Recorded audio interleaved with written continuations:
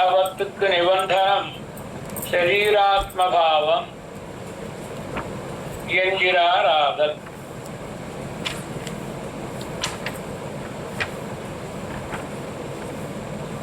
వెనుక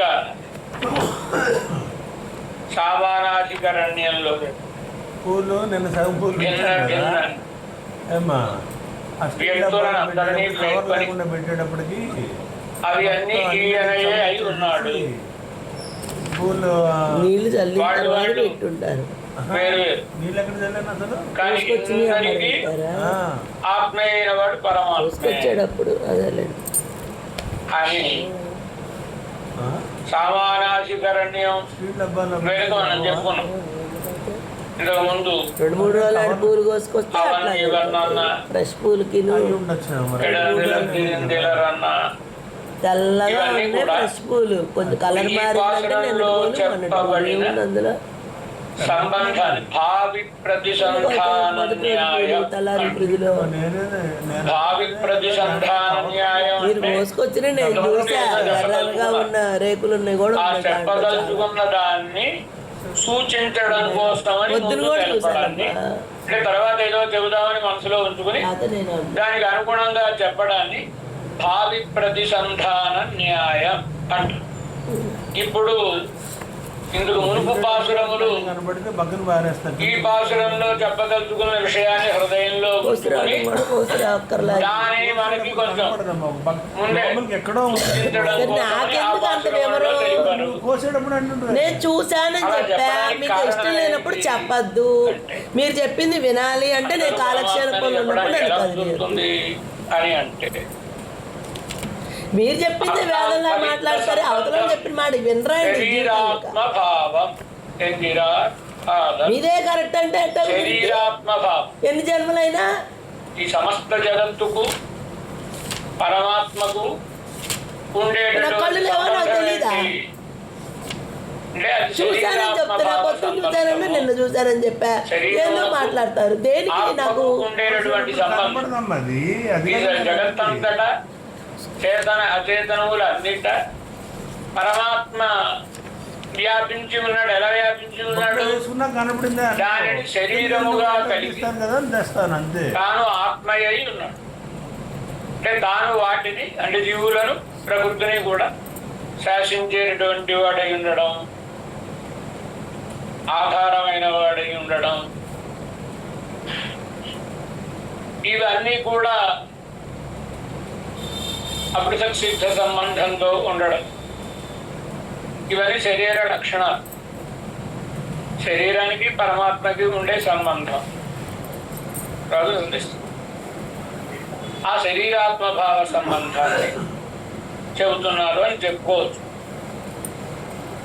కీడే సామానాధికరణ్యంతో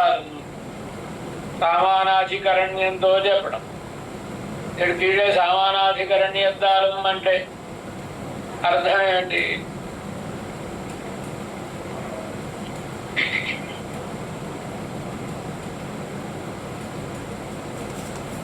వెనుక పాసురములలో నా అవనగను అవడేవాడు వాడేవాడు అన్నారు కదా.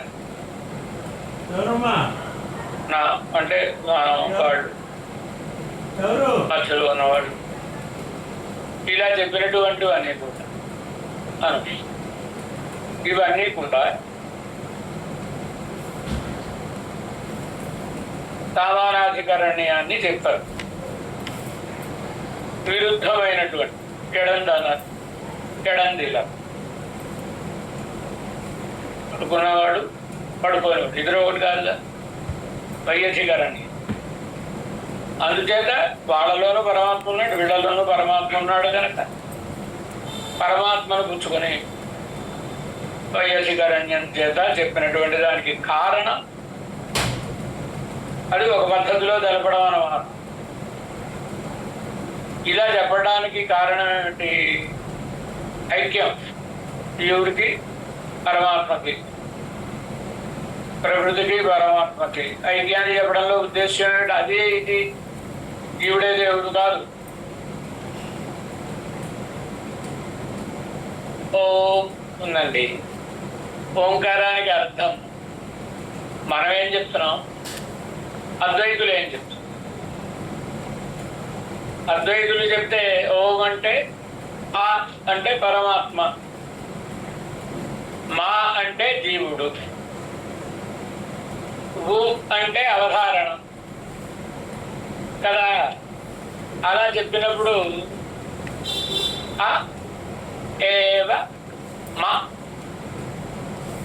ఆ పరమాత్మయే జీవుడు, ఆ పరమాత్మే జీవుడు అంతేగా అర్థం. వాడు చెప్పారు, మనం ఆ అయ్యే దాని మీద మళ్ళా సుపాంసులు అనేటటువంటి వ్యాకరణ శాస్త్రం చేత చతుర్థి విభక్తి ఒకటి వచ్చి తొలగిపోతుంది. అలా తొలగిపోతే ఆయ మా అర్థం అవుతుంది. అకార శబ్దవాచ్యుడైన నారాయణుని కొరకే మకార శబ్దవాచ్యుడైన జీవుడు శేషభూతుడు. దానిపైన చతుర్థి విభక్తి ఎందుకు చెప్పుకోవాలి? ఆయ ఆయ అవుతుంది. అంటే అకార శబ్దవాచ్యుడైన నారాయణుని కొరకు చతుర్థి. ఏ చతుర్థి విభక్తి చెప్పుకోవాలని నియమం ఉందా? ఇంకో విభక్తిని చెప్పుకోవడం, అసలు విభక్తిని ఎందుకు చెప్పాలి? చెప్పకుండా ఉంటే ఇందులోది ఓంకారం ఓ అష్టాక్షరిలో ఉంది, నమో నారాయణాయ కదా. కనుక అకారంలో చెప్పబడిన అర్థాన్ని మంత్రశేషం వివరిక్కిరదు. ఈ ఓంకారాన్ని ఇట్టై మంత్రశేషం వివరిక్కిరదు. తరువాతి మంత్రం నమః నారాయణాయ అనేది వివరిస్తోంది అని. ఆ వివరిస్తున్నప్పుడు అకారத்தை వివరిక్కిరదు నారాయణ పదం, అకారాన్ని వివరిస్తోంది నారాయణ పదం అన్న. అన్నప్పుడు అక్కడ నారాయణ పదంలో నారాయణాయ అని చతుర్థి విభక్తి కదా. మూలంలో లేకుండా వ్యాఖ్యానంలోకి రాకూడదు కనుక ఇక్కడ దానికి వివరణ న్యాయం ప్రకారం మూలంలో ఉండాలి. ఆ మూలంలో అకారం మీద ఆయ అనే చతుర్థి విభక్తి చేరితేనే ఇక్కడ నారాయణాయ అని చతుర్థి విభక్తిని చెప్పుకోవడానికి అవుతుంది. కనుక ఇక్కడ చతుర్థి ఉంది కనుక అక్కడ కూడా చతుర్థి ఉండాలి. ఉంటే అకార శబ్దవాచ్యుడైన నారాయణుని కొరకే జీవుడు శేషభూతుడు అని. ఈ శేషత్వం అనేటటువంటిది శరీర లక్షణం. శరీరము జీవునికి శేషపడి ఉండేది. శరీర లక్షణం ఏమిటనే దాన్ని భాష్యకారులు శ్రీభాష్యంలో మనకి వ్యాఖ్యానిస్తారు. దానిని అంటే దానికి మూలం నమ్మాళ్ళ వారిలో ఈ పాసురం. ఈ పాసురంలో పరమాత్మకు జీవులకు ఉండేటటువంటి శరీరాత్మభావమును కంఠరవేణ అంటే వ్యక్తంగా సాయిస్తున్నారు. దీన్ని ఇలా సాయించడం కోసం ఇంతకు ముందు పాసురములలో వాటిని కూడా సాయించడానికి కారణం అనం. శరీరాత్మభావం ఎంగిరారాధల్ అని.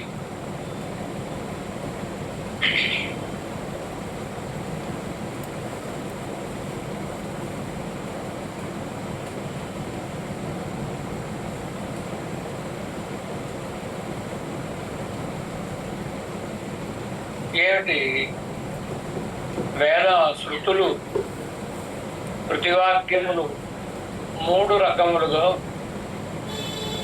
భేద శృతులు, అభేద శృతులు, ఘటక శృతులు అని. భేద శృతులు అంటే జీవునికి పరమాత్మకి భేదాన్ని, ప్రకృతి భేదాన్ని తెలిపేటటువంటి శృతులు. అవేమిటి భేద శృతులు? పతిం విశ్వస్యాత్మేశ్వరం, విశ్వస్య పతిం జగత్తునకందరికీ పతి అయినటువంటి వాడు, పాలించేవాడు. అంటే పాలింపబడేది జగత్తు, పాలించేవాడు పరమాత్మ. ఆత్మేశ్వరం అలా తనను పాలించేవాడు ఒకడు లేకుండా తానే వారందరినీ శాసించేటటువంటి వాడు. ప్రధాన క్షేత్రజ్ఞ పతి గుణేశ. ప్రధాన అంటే ప్రకృతి. క్షేత్రజ్ఞుడు, క్షేత్రం అంటే ప్రకృతి. దీని గురించి తెలిసిన వాడు, ఇందులో ఉండి నడుపుకునేవాడు జీవుడు. క్షేత్రజ్ఞ. భగవద్గీత 13వ అధ్యాయం ఆరంభంలో భగవానుడు అర్జునునికి భగవద్గీత 700 శ్లోకములు అనేసి ఒక పాట, 701 శ్లోకం అనేటటువంటిది మాధ్వ పాట. మాధ్వుల భాష్యంలో ఈ 13వ అధ్యాయంలో అర్జునుడి ప్రశ్న రూపకంగా ఉండేటటువంటి ఓ శ్లోకం అట అదనంగా కనుక వెంకట తీసుకెళ్ళిపోవా, విన్నవటం లేదు నీ కూతురు, తీసుకెళ్ళిపోవా, విన్నవారు వాడు అది చెప్తాను అక్కడ. ప్రధాన క్షేత్రజ్ఞ పతి. ప్రధానమునకు ఇదం శరీరం కౌంతేయ క్షేత్రమిత్య విధీయతే అన్నాడు భగవాన్. శరీరానికి క్షేత్రం అని పేరే. క్షేత్రం అంటే పంట పొలము. దేనంటారు క్షేత్రం అని? పంట పొలం. మనం ఉండేదైతే ఇది నివేశన స్థలం. అలా కాకుండా పంటలు పండే చోట అయితే క్షేత్రం. ఈ శరీరానికి పేరు క్షేత్రము అంటారు. ఎందుకంటారయ్యా? మన పుణ్యపాపములు పండే చోటు ఈ శరీరమే. పుణ్యం చేసుకుంటే సుఖము, పాపం చేసుకుంటే దుఃఖము ఈ శరీరంతోటేగా మనం అనుభవిస్తున్నాం. అంటే ఈ శరీరానికి క్షేత్రం అని పేరు. ఈ శరీరం నాది అనే జీవుడికి క్షేత్రజ్ఞుడు. క్షేత్రజ్ఞ విభాగ యోగము 13వ అధ్యాయం భగవద్గీత. కనుక ఇక్కడ శృతివాక్యం, దాంట్లో మూలం శృతియేగా. కనుక శృతివాక్యం ఏం చెప్తోంది? ప్రధానం అంటే ప్రకృతి, క్షేత్రజ్ఞుడు అంటే జీవుడు, ప్రధాన క్షేత్రజ్ఞ పతి, గుణేశ గుణములకు ఈశ్వరుడైనటువంటి వాడు. అంటే గుణములను నియంత్రించువాడు అని అర్థం. గుణములను గలవాడు, కళ్యాణ గుణములను గలవాడు. సత్వరజస్తమస్సులను తగ్గించడమో పెంచడమో చేసేటటువంటి వాడు. ఇవి అలాగే ఇంకా భోక్త భోగ్యం ప్రేరితానంత మత్వ అది. ఇంకే జ్ఞాజ్ఞం ఈశానీశం ఇత్యాది శృతులని భేదాన్ని భేదాన్ని తెలిపేటటువంటి శృతులు. ఇక అభేదాన్ని చెప్పేటటువంటి ఒకటే అన్నట్టుగా సర్వం కల్పితం బ్రహ్మ, ఇది అంతయు బ్రహ్మయే కదా. తత్వమసి శ్వేతకేతో, దగ్గు స్వభావాన్ని బట్టి నువ్వు ఆ పరమాత్మ అవుతున్నావు శ్వేతకేతువు ఇత్యాదులన్నీ. ఇవి సరిపోక ఘటక శృతులని కొని, ఈ ఘటక శృతులను తెలుసుకుంటేనే పరమాత్మ విషయం మనకి అవగతం అవుతుంది. మీకు కొంచెం అనిపించవచ్చు ఛాందసంగా ఇవన్నీ చెప్పుకోవాలా పాసురాన్ని, ఆ వ్యాఖ్యానంలో ఉండే వాక్యానికి అర్థం చెప్పేసుకుంటే సరిపోతుంది కదా అని. కొంచెం ప్రారంభంలో వ్యాకరణ శాస్త్రానికి కౌది ఓ పేరుంది. ఏమని? వ్యాఘ్రముఖి గౌహు అని. పులి ముఖంలా ఉండే ఆవు, పులిలా కనబడే ఆవు అని. పులిలా కనబడే అంటే కొంచెం ఏదో ఈ విషయాలన్నీ చెప్పుకుంటూ ఉంటే ఇవన్నీ తల్లపేటి వ్యవహారాలని అని అనిపిస్తూ ఉంటుంది. కానీ గౌహు చాలా సాత్వికమైన విషయములను, ఆనందజనకములైన విషయములను మనకి ప్రబంధం అనుగ్రహిస్తుంది. ఆరంభంలో తత్వం తెలిసిపోతే అవిటిక తర్వాత మనం మళ్ళా చెప్పుకోవాల్సిన అవసరం లేకుండా సులభంగా వెళ్ళిపోతాం ఎదరికి. అప్పుడు ఆయుధాలు అనుభవించిన అనుభవం అంతా మనకు గోచరిస్తుంది. అనుభవించిన అనుభవంలోని తత్వం ఏమిటో ఈ మొదటి తిరువాయుమటిలోనే మనకి అనుగ్రహించేస్తున్నారు. తత్వహిత పురుషార్థం తెలపడానికి ప్రధానమైన విషయం. అంచేత మనం కొంచెం వాటిని వివరంగా చెప్పుకుంటూ పెడుతున్నాం. ఇది బోధపడిపోతే ఇంకా తర్వాత ఇబ్బంది ఉండదు అనే ఉద్దేశ్యంతో అరుంగుదగారులు అలాగే మనవాళ్ళ మామూలు ప్రమాణ తిరట్టులో అనుగ్రహించినటువంటి విశేషాంశాలు వాటితోటి అనుభవించడానికి కారణం అది. కనుక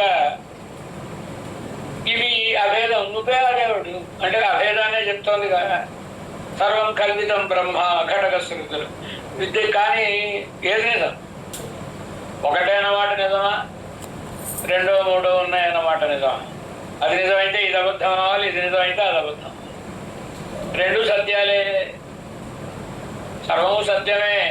ఇది వేద వేదామతం కదా. వేదవేత్తలు వేదం అనేటటువంటిది సర్వము సత్యమే, అందులో ఏమి అసత్యమే ఉండదు, కొంచెం అబద్ధాలు చెప్పడమే ఉండదు. మరి అయితే ఈ పరస్పర భిన్నమైనటువంటి అర్థములను ఎందుకు చెప్తోంది అంటే అవి సమన్వయించుకోవడం రావాలి. వాటిని ఎలా సమన్వయించుకోవాలంటే మరికొన్ని శృతులు ఉన్నాయి, వాటిని ఘటక శృతులు అంట. ఘటక శృతులు అంటే ఈ అభేద భేదములను చెప్పు శృతులను ఘటింపజేసేటటువంటి శృతులు. దానిని కనుక దగ్గర పెట్టుకుంటే ఇది ఘటిస్తుంది మనకి అని. ఆ వాక్యములు ఏం చెప్తాయి మనకి? యస్యాత్మ శరీరం ఇత్యాది. ఎవరికి ఈ ఆత్మ, ఎవరు యస్య ఆత్మ శరీరం, ఎవరికి ఈ ఆత్మ శరీరము. బృహదారణ్యకాని ఉపనిషత్. ఆ బృహదారణ్య ఉపనిషత్తులో అద్భుతమైన ఆఖ్యాయిక కూడా అలాగే చాలా అద్భుతంగా ఉంది. జనక మహారాజు ఆయన కొలువు తీర్చి ఆ కొలువులో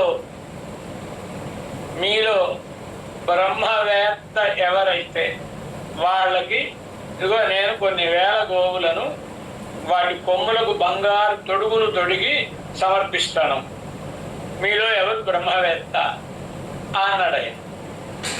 అనగానే ఆవుల్ని తీసుకెళ్ళడం అంటే మంచిదే, కానీ బ్రహ్మవేత్తలు అంటే అందరూ విద్వాంసులే. మగవాళ్ళు ఉన్నారు, స్త్రీలు ఉన్నారండి. ఉపనిషత్తుల్లోనే వస్తారు స్త్రీలు, గారికి మొదలైనటువంటి వాళ్ళు.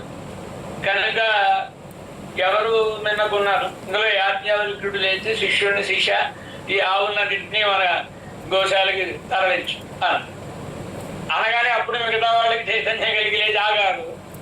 ఏమిటి నువ్వే గొప్పవాడివా, మా అందరికంటే నువ్వే బ్రహ్మవేత్తవా అని ఒక్కొక్కళ్ళు ప్రశ్నించడం ప్రారంభం. అందులో మగవాళ్ళు ఉన్నారు, ఆడవాళ్ళు ఉన్నారు. ప్రశ్నించడం ప్రారంభం.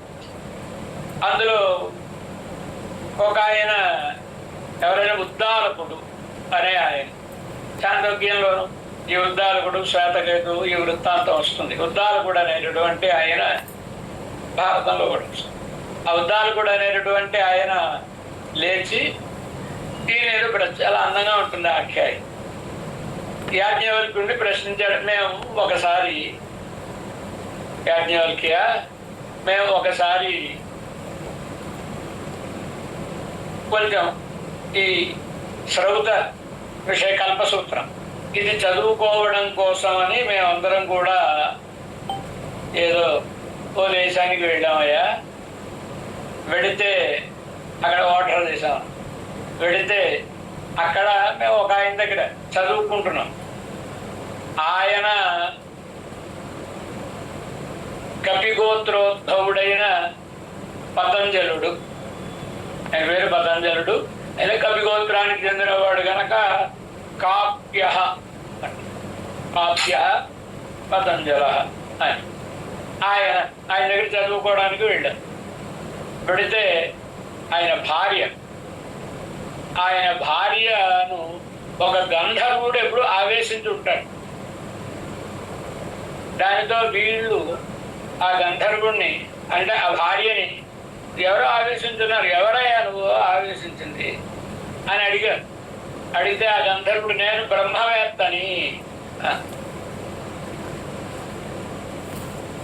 అని, ఈ సమస్త జగత్తుని శాసించేది ఆ బ్రహ్మమే, ఆయన తెలుసుకున్నవాడే వేదవేత్త, ఆయన తెలుసుకున్నవాడే సర్వజ్ఞుడు, ఆయన తెలుసు అని ఇలా పొగిడేసి ఆ బ్రహ్మవేత్త నేను మీకు తెలిసిన ఆ బ్రహ్మ విద్య అని అడిగాడు. మాకేం తెలియదండి అన్నారు వాళ్ళు. ఇప్పుడు యాజ్ఞవల్క్యుడిని ఆయన అడుగుతారు, ఏమయ్యా ఏదో చెప్తున్నావు కదా నేను బ్రహ్మవేత్తని అని, మాకు ఆయన చెప్పాడు నేను బ్రహ్మవేత్తని అని, నీకు తెలిసిన ఆ బ్రహ్మను గురించి అని అడిగాడు. అడిగినా నాకు తెలుసునండి ఆ బ్రహ్మను గురించి అన్నాడు యాజ్ఞవల్క్యుడు. ఏమిటి ఆ బ్రహ్మ అంటే ఎలాంటి వాడు ఏమిటి అంటే దాని గురించి పంచమ బ్రాహ్మణంలో చాలా అద్భుతంగా అనుగ్రహిస్తాడు ఆయన. అనుగ్రహిస్తూ వరుసగా చాలా తత్వాలను చెప్తాడు. చెప్పి పరమాత్మ అన్నిటి లోపల తాను దారము వలె వ్యాపించి ఉండి అన్నిటినీ నిలబెట్టిన వాడు. ఏం చెప్పాలి? సూత్రాత్మ అని చెప్పాలి. సూత్రంగా ఉండేటటువంటి వాడు పరమాత్మ. అన్నిటికీ వాయువు లోపల ఆధ్యాత్మికమని ఆది భౌతికమని అన్ని తత్వాలలోనూ యస్య మృత్యు శరీరం, ఎవరికి మృత్యు శరీరము, యస్య పృథివీ శరీరం, ఎవరికి పృథివీ శరీరము, యం పృథివీ నవేద, ఎవరిని గురించి ఈ భూమికి తెలియదు, యహ పృథివీం యమయతి, పృథివిని ఎవడు నియమిస్తున్నాడో అతడు పరబ్రహ్మ. అంటే యో విజ్ఞానే తిష్టన్, విజ్ఞానం అంటే జ్ఞానమును కలిగిన జీవుడు అని అర్థం. ఎందుకంటే మరొక చోట య ఆత్మని తిష్టన్ య ఆత్మానంతరో యమయతి సదే ఆత్మానంతర్యామి అమృత అని చెప్పబడింది కనుక ఇక్కడ విజ్ఞానం అనే అర్థానికి యో విజ్ఞానే తిష్టన్ అనే మాటకి ఎవరైతే ఈ ఆత్మ లోపల అంతర్యామిగా ఉన్నాడో, ఎవరికి ఈ ఆత్మ శరీరము, ఎవడు నా లోపల ఉండి నన్ను నియమిస్తున్నాడని ఈ ఆత్మ తెలుసుకొనజాలడు ఆయన అని సదే ఆత్మ అంతర్యామి అమృత ఏం చెప్పింది? ఇక్కడ భేదాన్ని చెప్తుంది. సత్తే ఆత్మ, నీకు కూడా ఆయనే అంతర్యామి, లోపల ఉన్నాడు, ఉండి నియమిస్తున్నాడు. అంతర్యామి అంటే లోపల ఉండుట, నియమించుట. ఇది చేశాడు. సత్తే ఆత్మ అంతర్యామి అన్నప్పుడు సత్తే నీకు అని ఆత్మను నిర్దేశించి చెబుతున్నాడు కనుక ఆత్మ వేరు, ఆత్మ లోపల ఉండి నియమించే పరమాత్మ వేరు. సత్తే ఆత్మ అంతర్యామి చాలా అందంగా ఉంటుంది ఆ ఉపనిషత్తు. అయిపోయింది చెప్పేశాడు ఆయన. ఇంత ఇంకోటి తెచ్చింది ఆగు ఆయన, ఇంత మాత్రానికే నీకేం ఆవులు రావు, నువ్వు బ్రహ్మవేత్తవా, నేను బాణాలు ఉంచుతున్నాను కాసుకో. కాశీరాజు గారు, జనక మహారాజు గారు ధనుసులో బాణాన్ని సంధించి దగ్గరికి వెళితే ఎలా ఆ బాణం అవతలి పదార్థాన్ని భిన్నం చేయకుండా ఉండదో అలాంటి 2 ప్రశ్నలు వదులుతున్నాను, సమాధానం చెప్పు అని గార్గి అనే ఆవిడ అడుగు. సమాధానం చెప్పలేకపోతే నీ తలకి చక్కలవుతుంది. సమాధానం చెప్తాడు ఆయన. ఈ జగత్తంతటికి ఆధారమైన వాడు ఎవరు? అదే అడిగింది. వాయువు, ఆకాశము. ఆకాశానికి ఆధారం. ఆకాశం అంటే అర్థం ఈ ఆకాశం కాదు. ఆకాశం అంటే భగవానుడు తొలుతొలుతగా సృష్టించినప్పటి ఆకాశం. ఆ ఆకాశం ఇదంతా పంచభూతాత్మకమైనటువంటిది కదా, అని భూతాలు కలిసిపోతాయి పంచీకరణ ప్రక్రియలో. అలా ఉండా కారణమై ఉండేటటువంటి ఆకాశం అని చెప్పాడు ఆయన. ఆ ఆకాశానికి లోపల ఉండి దానికి ఆధారమైన వాడెవరు అంటే పరమాత్మ అనగానే ఆవిడ సంతృప్తి పడి చాలా బాగా చెప్పవయ్యా కూర్చో, ఇందులో మరొక ఇలా సాగుతూ ఉంటుంది. అందులో ఇక్కడ చెప్పినది ఏంటి?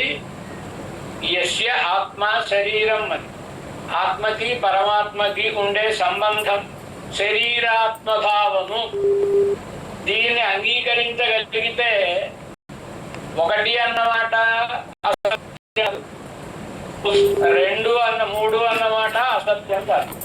ఎంచేత ఆ 2 లోపల అంతర్యామిగా ఉండి వాటిని తన ఇచ్చ వచ్చిన రీతిగా నియమిస్తూ ధరిస్తూ ఉండేటటువంటి వాడు పరమాత్మ గనక ఒకటి అన్నప్పుడు రెండింటితో కూడిన ఒకటి.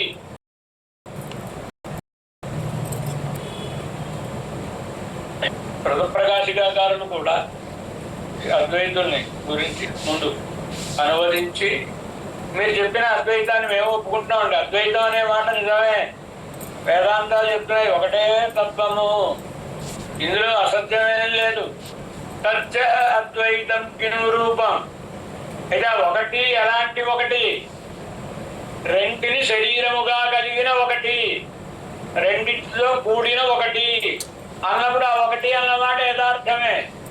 సర్వం కల్వితం బ్రహ్మ, ఇది అంతా బ్రహ్మయే కదా అంటే అర్థం ఏమిటి?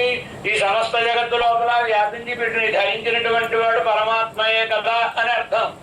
తత్వమసి అంటే అర్థం ఏమిటి? ఆ తచ్చబ్దవాచ్యుడైన తత్ అనే మాటకి అర్థం ఏం చెప్పాలి? ఇది పూర్వ పరామర్శి ఆ అంటాం కదా, అలా ఆ అంటే అర్థం ఏంటి? అంతకు మునిపేదో చెప్పాము, ఆ లక్షణములతో కూడినటువంటిది అని అర్థం. ఆ అంతకు ముందు చెప్పబడినటువంటి జగత్కారణత్వాన్ని చెప్పింది సదైవ సంవేదమకరాశీతని ఆరంభం అన్నమాట. అలా పరమాత్మ యొక్క జగత్కారణత్వాన్ని చెప్పింది కదా, అద్వితీయ ఇత్యాది శబ్దాల చేత నిమిత్త కారణాంతరాన్ని నిషేధించడం ఇలాంటివన్నీ చెప్పింది కదా. కనుక పరమాత్మ ఈ తత్ అంటే ఆ లక్షణములను కలిగిన పరమాత్మ. నువ్వంటే ఇదిగో నాకు తెలియదంటే నాన్నగారు చెప్పండి అన్నావు కదా, అజ్ఞత్వాదులతో కూడిన నీవు తత్వమసి.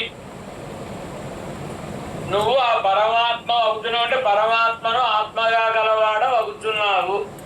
శరీరవాది శబ్దం శరీరిని బోధిస్తున్నట్లుగా నిన్ను చెప్పే శబ్దం ఆ పరమాత్మని బోధిస్తుంది, అక్కడ దాకా పెడుతుంది.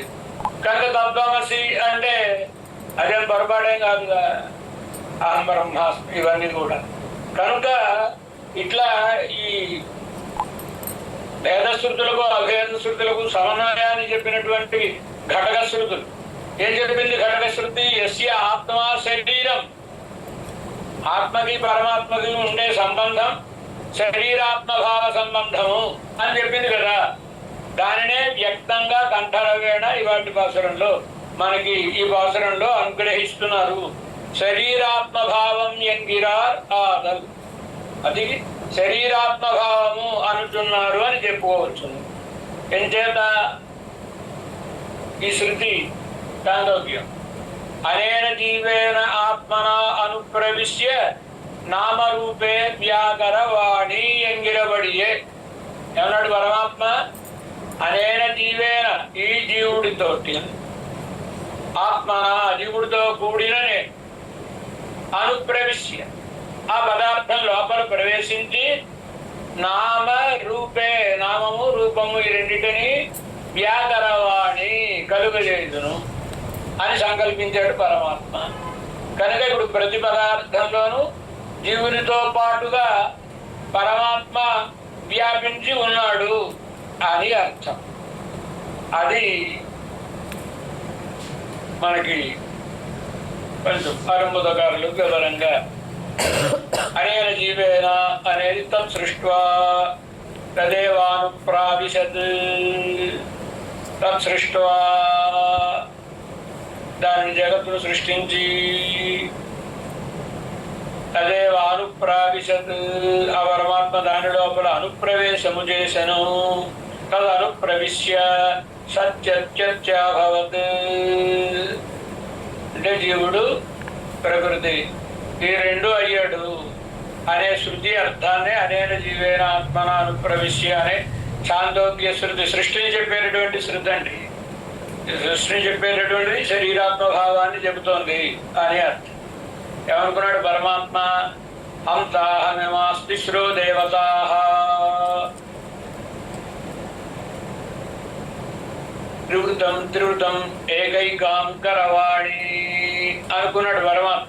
అంటే ఉపనిషత్తు ఏం చెప్తుందంటే తేజోబన్నములు, తేజస్సు, అప్పులు అంటే జలములు, అన్నం అంటే పృథివీ. తేజో అప్ అన్నం తేజోబన్నములు, దీన్ని ఏమంటారు? మూడు భూతం. ఈ మూడు భూతములను సృష్టించి పరమాత్మ వీటిని త్రివృతం ఏకైకాంకరవాణి, ఒక్కొక్క దాన్ని మూడు మూడుగా చేయదును అనుకున్నాడు ఆయన. ఒక భూతాన్ని సగం చేసి మరో సగభాగాన్ని 2 భాగాలు చేసి ఇలా మూడింటిని చేసి ఒక్కొక్క సగభాగంతో మిగతా భూతముల్లోని 2 భాగములను కలపడం. దీనికి ఏం పేరు ఉపనిషత్తుల్లో? త్రివృత్కరణము. త్రివృత్కరణము అంటే 3గా చేయుట. ఈ చెప్పినటువంటి ఉపనిషత్తు త్రివృత్కరణాన్ని చెప్పిందంటే పంచీకరణమునకు ఉపలక్షణంగా త్రివృత్కరణమును చెప్పినది. పంచీకరణం అంటే మనం చాలాసార్లు చెప్పుకున్నాం కదా. 5 భూతములు అనుకున్నప్పుడు ఆకాశము, వాయువు, అగ్ని, జలములు, భూమి. తొలుతలు మొట్టమొదటిగా పరమాత్మ సృష్టించినప్పుడు ఏ పని చేయడానికి అవేం సమర్థం కాదు, అలా ఉన్నాయి ఆ ద్రవ్యాలు. ఇలా వీటితోటి పని అవ్వదు, వీటిని కలపాలి. మనం కలిపితే పని అవుతుంది. సిమెంటు, నీళ్లు, ఇసుక అన్ని కలిపితేనేగా గోడ పెట్టేది. వీటిని కలపాలి అనుకుని ఇవన్నీ విడివిడిగా ఉంటే మార్పును పొందడానికి సమర్థములు అవ్వడం లేదనుకున్న పరమాత్మ ఇప్పుడు ఈ త్రివృత్కరణం, అదే పంచీకరణం, ఈ 5టిని కలిపాడు. కలపడం అంటే దాన్ని కొంచెం వివరిస్తున్నా. ఏవం జాతేషు భూతాని ప్రత్యేకం స్యుః ద్విధా తథా. అలా పుట్టిన భూతములను పరమాత్మ 2 భాగములు చేసినాడు. చతుర్థా భిన్నమేకైకం అర్థమర్థం తథా స్థితం. ఒక అర్థమును, ఒక సగభాగమును చతుర్థా భిన్నం 4 భాగములుగా చేసినాడు.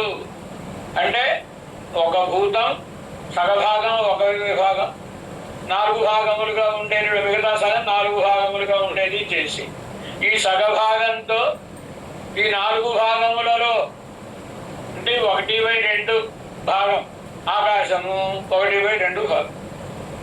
అక్కడి నుంచి వాయువులో ఉండే ఒక సగభాగాన్ని 4 భాగాలు చేశాడు కదా, అంటే 1/8 వంతు వస్తుంది. 1/8 వంతు వాయువు, 1/8 వంతు అగ్ని, 1/8 వంతు జలములు, 1/8 వంతు భూమి. వీటిని ఆకాశంలోని అర్ధభాగంతో కలిపి, ఇలాగే మిగతా వాటితో కూడా కలిపి. కానీ ఇప్పుడు ఏమైంది? ప్రతిభూతము పంచభూతముల కలయికయే అయ్యింది. అలా చేసి బ్రహ్మాండాన్ని సృష్టించాడు పరమాత్మ. తర్వాత బ్రహ్మాండాన్ని సృష్టించాడు అని వస్తుంది కదా. దానినే మనకి వివరిస్తున్నారు. వ్యోమ్నో అర్థభాగాత్ చద్వారః వాయుతేజః పయోభువా. ఆకాశంలోని అర్ధభాగంలోని 4 భాగములను వాయువు, తేజస్సు, జలములు, భూమి వీడిలో కలిపాను. ఇలా కలపగా ఇవన్నీ కలిసాయి. అయితే ప్రతిభూతంలో పంచభూతాలు ఉన్నాయని అర్థం కదా. మరప్పుడు ఆకాశం అనే దాన్ని ఎందుకు పిలవాలి? జలములని దీన్ని ఎందుకు పిలవాలి? ఆకాశాన్ని జలాలు అనకూడదా? జలము ఆకాశం అనకూడదా? అంటే అధిక శాతం ఏ భాగం ఉంది? ఆకాశంలో అర్థాంశం ఆకాశ భాగమేగా ఉంది. జలములలో అర్థాంశం జలభాగం, మిగతావన్నీ కలిసినా ఎక్కువ శాతం అవుతుంది. కనుక ఆ పేరుతో వ్యవహరిస్తున్నాం మనం. ఇందులో మిగతా కూడా ఉన్నప్పటికీ అధిక శాతం ఉంది కనుక ఏమంటారు? క్షత్రియుడో గచ్చంతి అని ఒక న్యాయం ఉందండి. క్షత్రియుడో గచ్చంతి అంటే గొడుగులో వాళ్ళు పెడుతున్నారండి.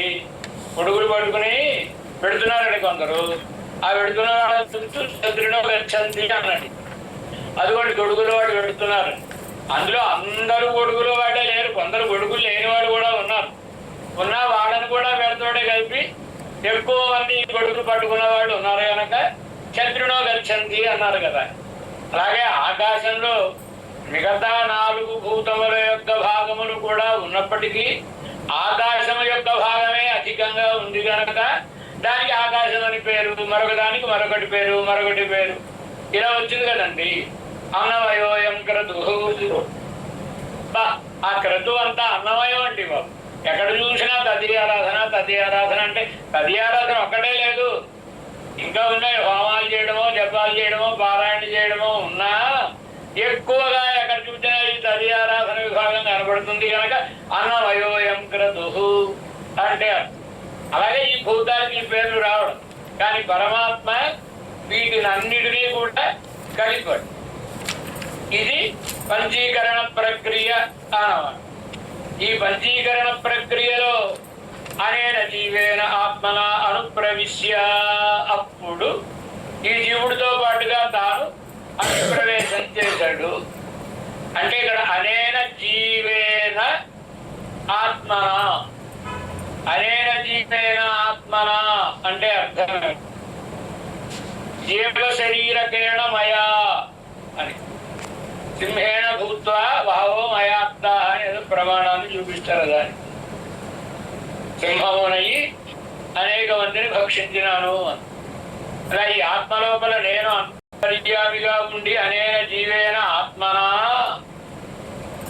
అనుప్రవిశ్య, జీవుడితో పాటుగా నేను లోపలికి అనుప్రవేశం చేసి ప్రతి పదార్థం లోపలికి నామరూపే వ్యాకర వాడి నామరూపములను కలిగించినాను. అంటే ఏమైంది ఇప్పుడు పరమాత్మ ఆత్మ ఈ సమస్త జగత్తు శరీరము అయింది కదా, లోపల ఉన్నాడంటే ఆత్మ లోపల కూడా జీవ శరీరకేణమయ జీవేన అనే వాటికి అర్థం ఏమిటి?